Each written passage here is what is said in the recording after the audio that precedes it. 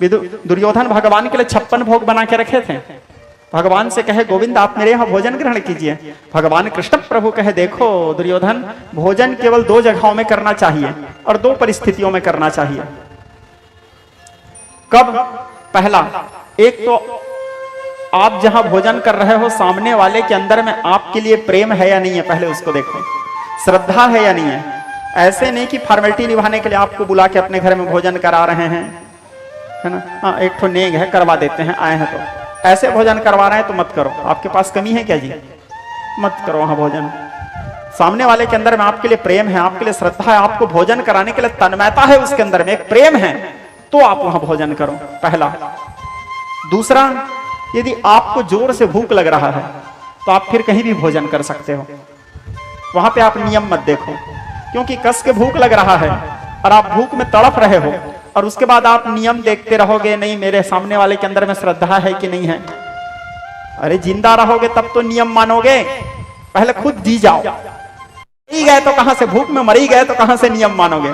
ठीक, तो पहला सामने वाले के अंदर में श्रद्धा, और दूसरा यदि हमारे अंदर में भूख है तो उस क्षुधा को शांत करने के लिए हम भोजन कर सकते हैं। भगवान श्री कृष्ण प्रभु कहे देखो दुर्योधन, तेरे यहाँ तो ये दोनों बात मैच नहीं कर रहा है। पहला, एक तो ना तेरे मन में मेरे लिए प्रेम है, एक तो ना तेरे मन में मेरे लिए प्रेम है और ना ही दूसरा मैं भूखा हूं, भोजन तो मैं महात्मा विदुर के यहाँ करूंगा। इस प्रकार कहा कि दुर्योधन के 56 भोग को छोड़ करके भगवान पहुंचे विदुर जी के घर। तजी 56 भोग सुयोधन के विदुरानी प्रभु मन भाने लगी, पहुंचे प्रभु भक्त के भवन जबे छवि देखी करी हुलसाने लगी। और वहां जाकर के द्वार में कहने लगे घट बोले अनमोल सुनी ध्यान जो चट गयो, लगी रूप धाई ब्रजरानी के वाणी सुन वो रानी विदुरानी प्रेम में लिपट गयो। जान्यो विनीत विश्वंबर ने देखा दिगंबर देह, नेह स्वापनो पिताम्बर झट फेंक दियो। विदुरानी भगवान की आवाज सुनी, नहा रही थी, अच्छे से वस्त्र भी धारण नहीं की थी, कृष्ण की आवाज सुन के प्रेम में विभल हो गई, दौड़ी दौड़ी आई, आकर के दरवाजा खोल दी। दरवाजा खोली, भगवान देखे अरे ये तो पूर्ण वस्त्र में नहीं, अपने पट पीताम्बर फेंके, उसके पीताम्बर जाकर के उसके शरीर में लिपट गए। विदुरानी के दिमाग काम नहीं कर रहा था, क्या करूं कैसे करूं क्या करूं, भगवान आए हैं भगवान आए हैं। जल्दी जल्दी में भगवान को जमीन में बिठा दी, खुद ही सोफा में बैठ गई। उसको होश ही नहीं था मैं क्या कर रही हूँ, भगवान आए हैं तो कुछ खिलाना है, भगवान आए हैं तो कुछ खिलाना है, जल्दी जल्दी क्या करूं क्या नहीं करूं समझ नहीं आता। तो वहां पे केला पड़ा था, केला को छीलने लगी, गुदा को फेंकने लगी, भगवान को छिलका खिलाने लगी और भगवान बड़े प्रेम से छिलका को खाने लगे। बात यहाँ केले के छिलके का नहीं था, बात यहाँ पे प्रेम का था। नारद जी सात्वक तंत्र पंचरात्र नामक भक्ति जो लिखे हैं उसमें नारद जी कहते हैं अनिर्वचनीयम प्रेम स्वरूपम मूका स्वादम न प्रकाशते क्वापि पात्रे कामना रहितम गुण रहितम सर्वदा विच्छिन्नम तत्प्राप्नोति चिंतति तद अवलोकयति। प्रेम कोई दिमाग का सब्जेक्ट नहीं है, दिमाग वाला व्यक्ति कभी प्रेम नहीं कर सकता, बुद्धिमान व्यक्ति का काम नहीं है प्रेम। प्रेम तो एक शिशु के समान सहज सरल स्वभाव वाले व्यक्ति का विषय है। जहां पे दिमाग लगा रहे हो तो प्रेम कैसा है फिर? वहां पे तो फिर आप संबंध निभा रहे हो, ठीक है। राम ही केवल प्रेम प्यारा, गोस्वामी जी लिखते हैं प्रेमा तुस्सति केवलम नचर भक्तिर गुणैर प्रेम आधवाह। भगवान को चाहिए केवल प्रेम। और भगवान उसके केले के छिलके को खा रहे हैं, भगवान उसके केले के छिलके को खाते समय भगवान को भी ये पता नहीं था कि मैं केले के छिलके खा रहा हूं।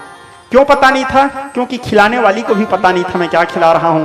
भक्त जिस भाव से भगवान के भक्ति करता है, भगवान भी उसी भाव से भक्त के भक्ति को स्वीकार करते हैं। भगवती भगवत गीता में भगवान से कृष्ण प्रभु अर्जुन से कहते हैं श्री भगवान उवाच ये यथम मम प्रपद्यन्ते तस्तथैव भजाम्यहम्। जो जिस भाव से मेरा भजन करता है मैं भी उसी भाव से ही उसके भक्ति को स्वीकार करता हूं। भगवान खाने लगे, विदुर जी आए, देखे भगवान को नीचे में बिठा दिए, चिल्लाए सुलभा, विदुर के पत्नी का नाम था सुलभा, अरे सुलभा क्या कर रही है, त्रैलोकीनाथ नीचे में बैठे हैं, छिलका खिला रही है। घबरा गई, होश में आ गई।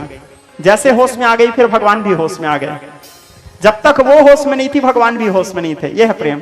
भगवान भी तब जाने केले के छिलके खा रहा हूं। फिर भगवान कहने लगे काका, विदुर जी को काका बोलते थे भगवान। भगवान बोले काका ये आपने क्या कर दिया काका, जन्म जन्मांतर का भूखा था काका मैं।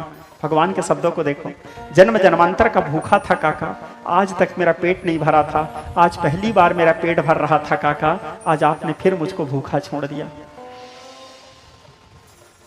भगवान कहते हैं एक एक शब्दों के गहराइयों को ध्यान देना। स्वर्ग न, हमारे पूज्य पिताजी बताते थे इस कथा को बड़े सुंदर भाव से। स्वर्ग न शुभायो अवधेश घर धायो, फिरो पेट भर पायो न प्रवास बने कीनो है।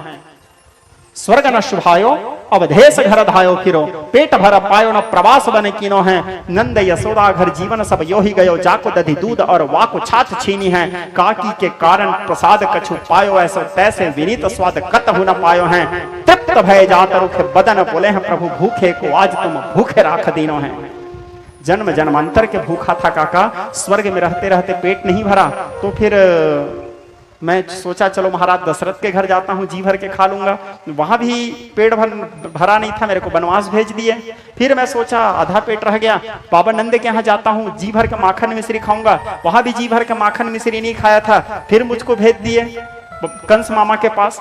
जन्म जन्मांतर का भूखा था, आज पहली बार मेरा पेट भर रहा था सुलभा काकी के केले के छिलके से काका, आज फिर आप मेरे को भूखा रख दिए। ये मात्र यहाँ पे प्रेम का था, तो यहाँ पे भगवान को भूख भी लगा था।